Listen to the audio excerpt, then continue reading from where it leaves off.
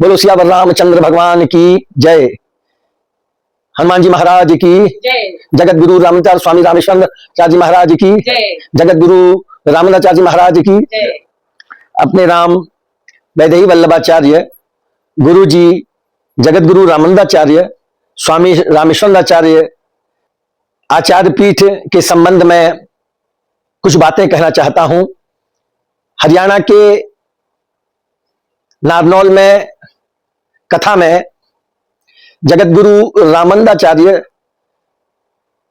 श्री रामभद्राचार्य जी महाराज के द्वारा वह कुछ साधु संतों महंतों महामंडलेश्वरों के द्वारा आचार्य पीठ के बारे में कुछ टिप्पणी की गई जो सर्वथा गलत है।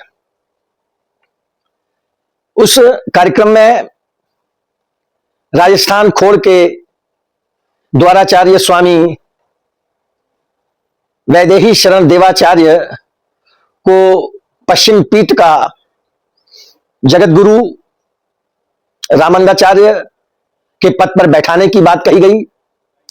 साथ ही उन्हें आचार्य से भी संबोधित किया गया जो निराधार है, किसी भी दृष्टि से अपने आचार्य पीठ को स्वीकार्य नहीं है।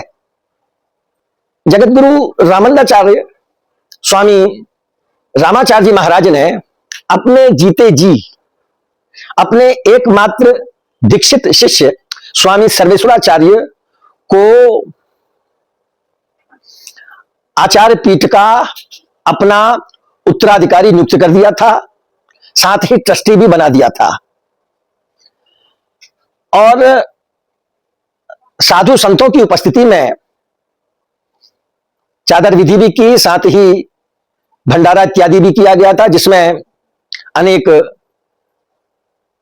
साधु संत उपस्थित थे, श्री महंत भी उपस्थित थे, महामंडलेश्वर भी उपस्थित थे।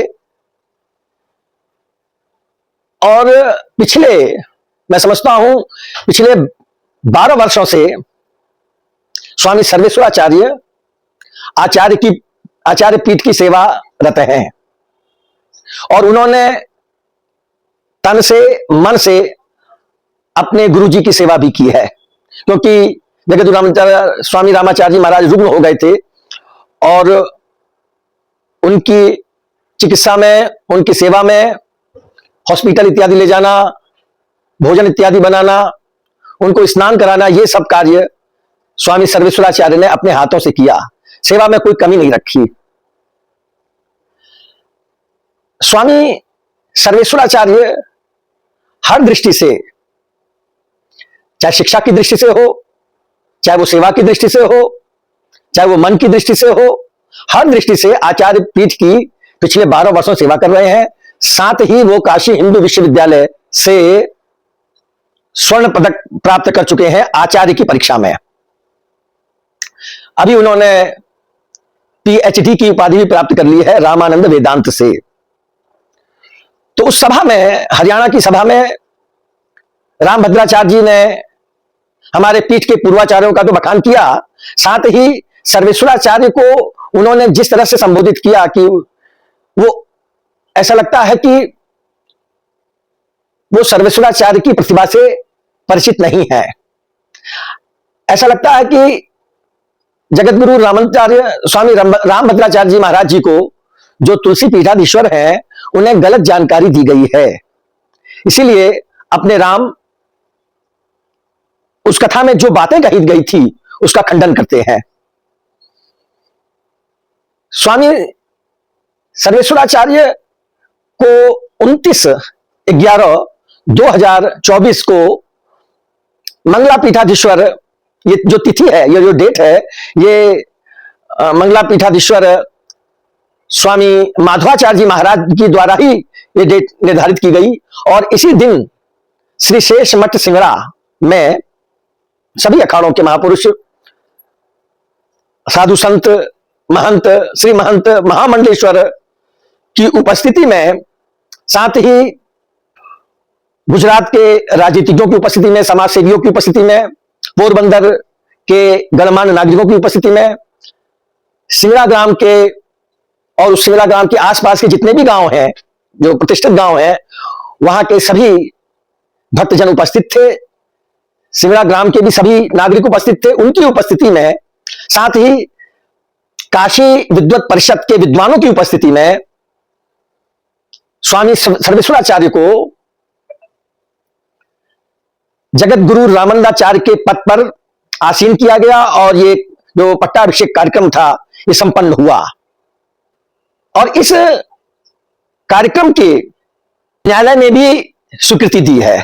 इसमें कुछ लोगों ने इसके विरुद्ध याचिका दी थी, न्यायालय ने उनकी याचिका को अमान्य कर दिया। याचिकाकर्ताओं ने स्वामी सर्वेश्वराचार्य का विरोध किया था। विरोध तो उन्होंने किया, लेकिन वो साक्ष्य प्रस्तुत नहीं कर पाए, इसलिए वो न्यायालय ने उनकी याचिका को अमान्य कर दिया। अपने आचार्य पीठ की एक वैधानिक परंपरा है कि पूर्वाचार्य ही अपने जीते जी अपने उत्तराधिकारी को नियुक्त करते हैं, और ये परंपरा जगत गुरु रामानंदाचार्य स्वामी रघुराचार्य से चली आ रही है। और वो शिष्य लश्करी परंपरा का होना चाहिए, ये लिखित है। ये अहमदाबाद चैरिटेबल ट्रस्ट में ये रजिस्टर्ड है, और उसे रामानंद वेदांत में आचार्य होना चाहिए। इसी परंपरा का निर्वाह अपने यहां होता आ रहा है। इसी परंपरा में जगत गुरु रामाचार्य स्वामी राम प्रपन्नाचार्य जी महाराज, जिन्हें टाटंबरी जी के नाम से भी संबोधित किया जाता है, और फिर उनके शिष्य जगत गुरु रामाचार्य स्वामी रामेश्वराचार्य जी महाराज जी भी लश्करी परंपरा के थे, और जगत गुरु रामाचार्य स्वामी रामाचार्य जी महाराज जी भी लश्करी परंपरा के। ये अपनी परंपरा के ही शिष्य हैं, इसीलिए उनको पत्र बैठाया गया है। तो ये जो कार्य हुआ है, जो 29/11/2024 को श्री शेष मठ सिमला में पट्टाभिषेक का कार्यक्रम हुआ है, वो परंपरा के अनुसार ही हुआ है, रामानंद संप्रदाय की परंपरा के अनुसार हुआ है। और इसमें पढ़ा लिखा व्यक्ति ही बैठता है और लश्करी बैठता है, और सर्वेश्वराचार्य इन सब में योग्य हैं, इसलिए उन्हें इस पद पर बैठाया गया है। अगर कोई किसी को नियुक्त करता है, वो असत्य है, निराधार है, वो हमारी संवैधानिक परंपरा और संवैधानिक नियमावली के विरुद्ध है। अपने राम अपने पीठ के शिष्य हैं,